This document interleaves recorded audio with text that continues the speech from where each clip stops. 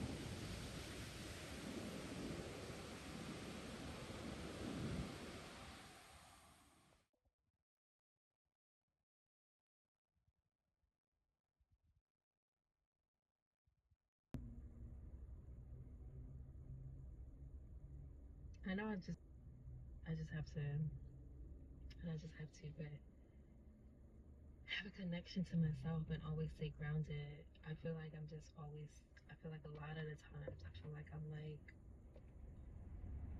trying to play catch up, doing this and doing that, and then not feel like I'm just floating in the air and just like being pushed whichever way or whatever it is that I'm doing in the normal daily week. And then I look up and it's 2 years later, it's 5 years later, it's 6 years later, and I'm older and I've made a bunch of work. It doesn't feel like that work has made any impact or effect in my life. And I feel like I'm like constantly starting from like zero, you know? And I really feel like if I just have a better connection with myself and always stay grounded with myself and always come back to myself and never leave myself, maybe I wouldn't feel that way.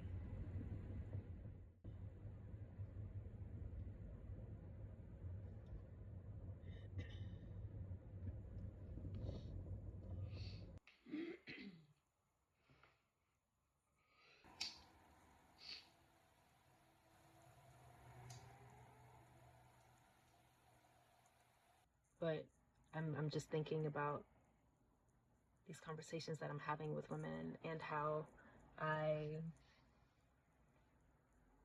am making a way for me to be able to connect with other human beings through my artwork. Being an artist and letting that also be a tool and a space for myself to connect with other human beings, um, other people, other women, other Black women. And it's just a very special thing, and I'm very grateful. And I'm grateful for the women who allow me their time and allow me their space and their energy and sharing their stories with me. One thing that I know that I need to do and add into my work and in my life is just documentation of my process. You know, people see, y'all see the final product. You see a drawing, a mural on the side of a wall, or you see a painting on a wall. You don't see the actual process of me talking with people, driving to different neighborhoods in this city, and sitting down and having these conversations that can be very emotional, very, open, very candid, and making work from there.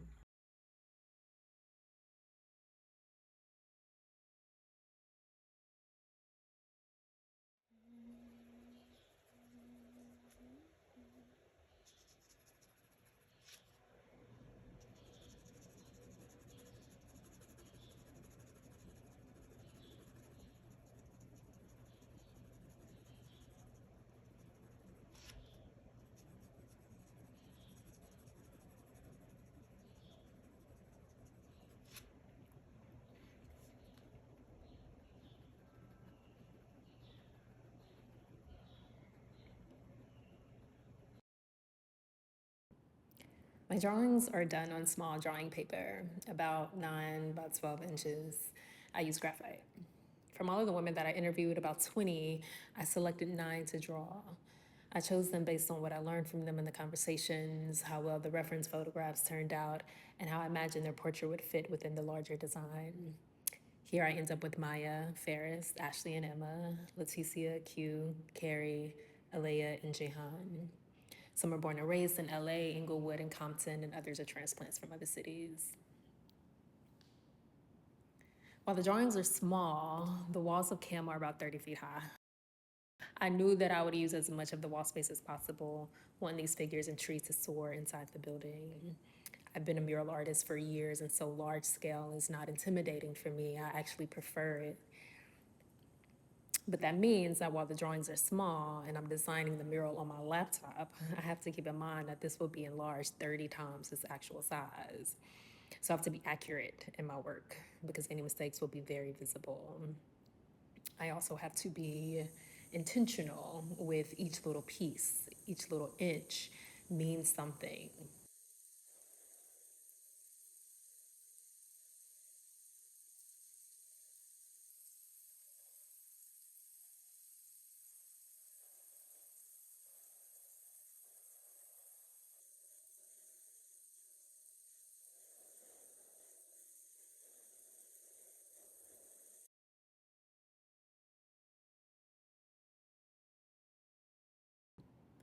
Just 4 months after I was in LA the first time to interview the women and develop the mural idea, I was back in LA to install the actual mural.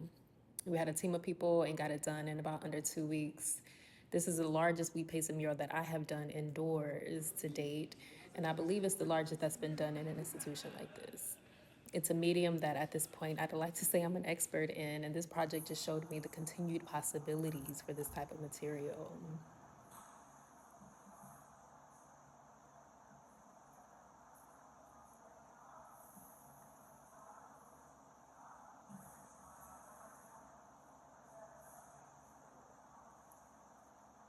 In addition to the drawings, the mural design included text, poetry lines that I wrote about the theme, vintage photographs that I pulled from my archive, and collage photographic elements. Adding these all together gave the mural dimension and texture.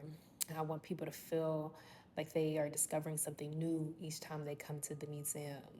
I want people to be able to walk up closely to the walls and read something or see something that they might have missed when viewing it from afar.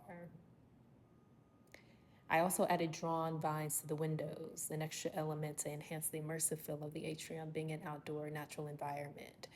I wanted people to walk in and from their left to their right, to the front, to the back of them, discover something new, feel like they are immersed in nature, in trees and plants and vines and flowers.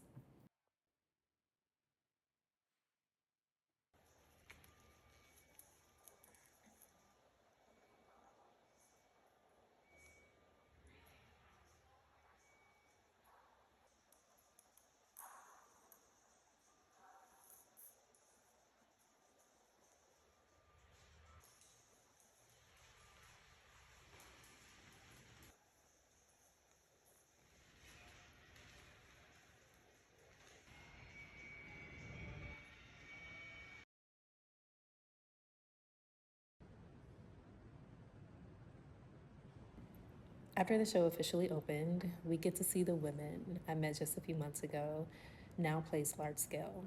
Their presence to be both held softly and contended with, just like the natural environments they are encompassing. I named the show Speaking's Falling Seeds after the quote from Their Eyes Were Watching God, the seeds representing both the nature and the women themselves. In the book, the protagonist says to the seeds, I hope you fall on soft ground, because she heard them saying that to each other as they passed. I was thinking about me speaking with women as part of my process and the softness we held for each other in the conversations. Carrie and I talked about being in our 30s and the mistakes and lessons we'd learned. Alea and I talked about navigating mental and emotional health. Ashley and Emma talked about queerness and the spaces for being free. As I went through my own personal interrogations throughout the process of making this work, I also felt comforted in the natural landscape of California and in the conversations with these women. My hope is that this atrium installation will provide the safety, comfort, and joy that we provided each other in the making of this work.